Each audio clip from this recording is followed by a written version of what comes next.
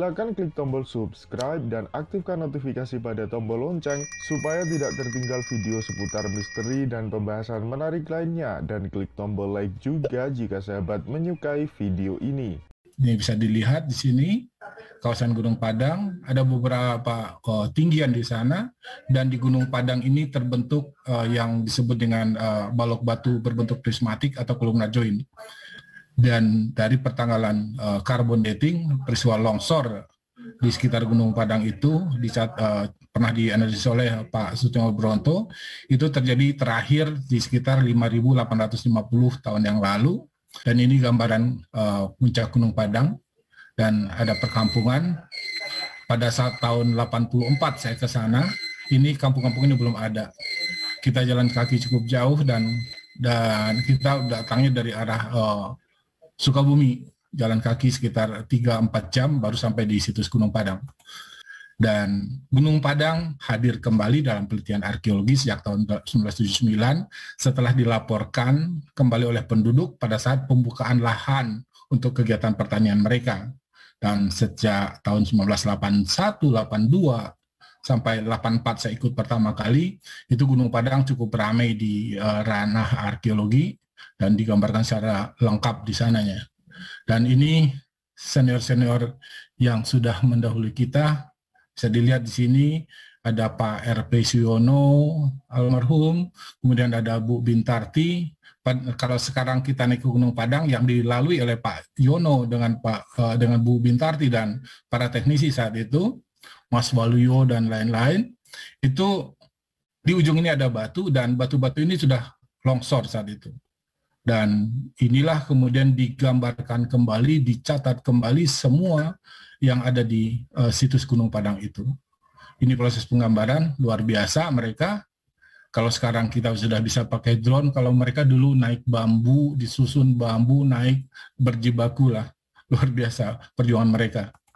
Dan ini situs Gunung Padang yang kemudian dipetakan semua kontur secara lengkap. Bisa kita lihat ini tahun 1986 digambarkan secara lengkap kontur Gunung Padang, dan nanti bisa dibandingkan dengan apa yang dilakukan oleh para peneliti berikutnya. Dan saya mulai juga pada tahun 2002 dan 2003 kita pernah diskusi tentang situs Gunung Padang. Saat itu Mang Ayat, Profesor Ayat Rohidi juga masih ada. Dan satu pertanyaan pada saat itu adalah dari mana asal batu Gunung Padang? Karena di tengah masyarakat ada legenda, ada cerita bahwa batu Gunung Padang itu berasal dari Tegalwatu, kemudian diukir di Ciukir, dicuci di Empang Sadeukir, baru didirikan di Gunung Padang. Itu legendanya. Tapi dari sisi ilmiah kan nggak bisa itu diterima, dan disitulah saya mulai mengembangkan penelitian untuk mencari sumber bahan-bahan batu itu. Dan setelah saya survei di sekeliling Gunung Padang, saya tidak menemukan batuan yang sama. Akhirnya saya mencoba membuka kotak ekskavasi di situs Gunung Padang. Ekskavasi pertama saya lakukan di teras 1, dan di teras yang lebih atas lagi, di teras 4, saya tidak menemukan lagi sumber batuan di situ. Dan di situ saya menduga sumber batuannya itu berasal dari situs Gunung Padang sendiri, itu di bawah teras 1, dan pada tahun 2014 saya melakukan ekskavasi lagi, dan saya mendapatkan susunan batu yang menjadi sumber bahan batuan itu. Dan di 2012 saat itu Prof. Cecep juga hadir memimpin ekskavasi di Gunung Padang, dan di situ lebih kuat lagi kesimpulan bahwa sumber balok-balok batu untuk membangun punden Gunung Padang itu adalah dari lingkungan Gunung Padang sendiri. Dan ini teras 1 Gunung Padang, kemudian naik ke teras 2, ini teras antara teras 1 dan teras 2 yang makin meninggi, tapi di bagian atas itu sudah bentuk datar, teras 2, teras 3, dan berakhir nanti di teras 5 di bagian teratasnya. Dan ini gambaran yang lebih utuhnya.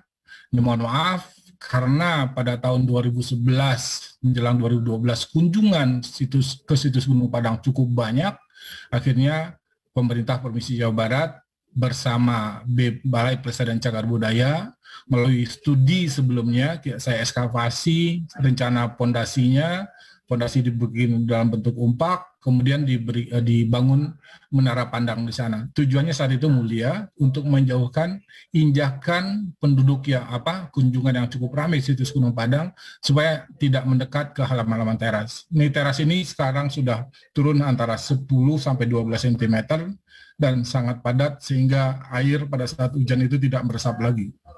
Ini bagian teras teratas Gunung Padang, berakhir di satu menhir dan satu batu datar yang merupakan bagian dari puncak tertinggi dan mungkin besar pada masa itu adalah bagian dari proses upacara di situs Gunung Padang. Ini gambaran grid kawasan Gunung Padang. Ini kita bikin grid saat itu di 2012 untuk memudahkan penempataan kotak ekskavasi kita. Dan pada tahun 2012 kita juga melakukan fotogrametri, penggambaran 3 dimensi, dan kita juga bisa buat dalam ukuran 2 dimensi, bentuk 2 dimensi, dan kalau diperbesar sepertinya ini bisa menghitung seluruh balok batu yang ada di Gunung Padang itu.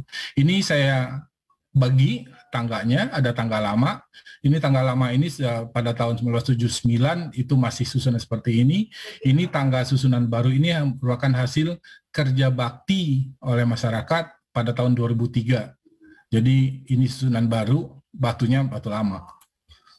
Dan ini penempatan kotak-kotak ekskavasi, dan semua ini kotak ekskavasi yang kami buka dengan melibatkan mahasiswa dari arkeologi di bawah asuhannya Prof. Cecep saat itu, dan kita melihat membuktikan apakah batu-batu yang diduga di sisi sebelah timur Gunung Padang itu merupakan susunan teras atau tidak. Ini yang hijau ini adalah deretan kotak ekskavasi kita, dan ini yang membuktikan bahwa itu bukan merupakan susunan teras, dan kita bisa membantahnya. Cukup menarik buat kita dari proses ekskavasi yang kita lakukan, kita bisa melihat bagaimana fenomena masyarakat masa lalu itu menyusun dan mengkonsolidasi susunan balok-balok batu pembentuk dinding teras Gunung Padang itu. Kemudian ini bisa kita jelas lagi, kita lihat bagaimana dinding batu itu dibuat oleh karena dia prismatik, kemudian diselipkan batu-batu, pecahan-pecahan batu di sana untuk memperkuat susunan balok batu itu. Ini juga ekskavasi di teras 2, saya di bagian yang lebih mendatar. Kalau teman-teman yang pernah datang ke Gunung Padang, susunan dinding terasnya sangat berbeda antara teras 1 dengan teras 2, 3, dan 4, dan 5. Di teras 2 sampai 5 itu halamannya cenderung mendatar, dan rupa-rupanya di sebagian sisi bagian sisi sebelah barat situs Gunung Padang itu tidak ada lagi batuan, dan di atas permukaan tanah masa lalu itu kemudian disusun dinding terasnya. Ini bisa kita lihat susunan yang lebih rapi lagi di teras 3, di bawahnya adalah tanah semua, dan di bagian bawahnya sudah tanah bagian padat, tidak ada lagi susunan. Jadi kedalamannya bisa dilihat dari ular belang, penanda dari simbol arkeologi putih hitam itu lebih kurang di susunan batunya sekitar 1, 2, 3, 4, 5, 6, sekitar 70 cm, 60 sampai 70 cm, di bawahnya sudah tanah semua. Ini bisa kita lihat di teras 1 sisi utara yang tanahnya lereng ke sisi barat, dan batu itu disusun pertama kali berbentuk bantalan yang melintang memangkas susunan balok batu di atasnya, kemudian baru ditaruh balok-balok batu di atasnya, dan oleh karena batu ini prismatik, sisi-sisinya tidak sama, di antara batu itu ditempatkan batu-batu pengunci. Jadi berbeda nanti kalau kita bandingkan dengan susunan batu pada bangunan-bangunan atau struktur-struktur arkeologi yang lainnya seperti Borobudur. Nanti ada yang mencoba membandingkan antar batu itu ada batu penguncinya, jadi disusun dalam satu susunan, berbeda dengan susunan balok batu yang ada di Gunung Padang. Susunan batu itu mengkonsolidasi kelerengan dari permukaan bukit masa lalu, atau kita bisa katakan permukaan tanah pada saat sebelum dibentuk atau disusun punden berunak Gunung Padang itu. Ini susunan balok batu yang lain di bagian dasar, ini susunan yang lain sudah longsor, dan ini juga di teras 5, persis di bawahnya sudah tanah semua. Dan di sisi yang lain juga saya lakukan ekskavasi, begitu juga di bawah permukaan tanah di bagian tangga antar terasnya. Silakan klik tombol subscribe dan aktifkan notifikasi pada tombol lonceng supaya tidak tertinggal video seputar misteri dan pembahasan menarik lainnya, dan klik tombol like juga jika sahabat menyukai video ini.